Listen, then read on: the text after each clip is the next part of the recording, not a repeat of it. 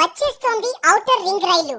Outer ring రైలు project తుది alignment ఖరారైంది. Telangana రాష్ట్రంలో 8 జిల్లాలు 14 మండలాలను కలుపుతూ ప్రాజెక్టును చేపట్టాలని దక్షిణ మధ్య రైల్వే సూత్రప్రాయంగా నిర్ణయించింది. 392 కిలోమీటర్ల పొడవుండే ఈ మార్గంలో నూతనంగా 26 రైల్వే స్టేషన్లు రానున్నాయి. మొత్తం నిర్మాణానికి 12,070 కోట్లు అవుతుందని అంచనా వేస్తున్నారు. మెదక్, సంగారెడ్డి, వికారాబాద్, రంగారెడ్డి, మహబూబ్ నగర్, నల్గొండ, యాదాద్రి, భువనగిరి, సిద్దిపేట జిల్లాల పరిధిలో రింగ్ రైలు మార్గం రానుంది. హైదరాబాద్ చుట్టూ 361 కిలోమీటర్ల మేర RRR రానుంది. హైదరాబాద్ రీజనల్ రింగ్ రోడ్డుకు దగ్గరగా ఉండేలా ఈ అలైన్మెంట్ ను ఎంపిక చేశారు. RRR కు 3 నుంచి 5 కిలోమీటర్ల దూరంలో ఉంటుంది. 2 చోట్ల మాత్రం 11 కిలోమీటర్ల దూరం ఉండనుంది. ఔటర్ రింగ్ రైలు ప్రాజెక్టులో 6 చోట్ల రైల్ ఓవర్ రైలు వంతెనలు రానున్నాయి. కొత్త లైన్ ను ఎత్తుగా ఫ్లైఓవర్ లో నిర్మిస్తారు.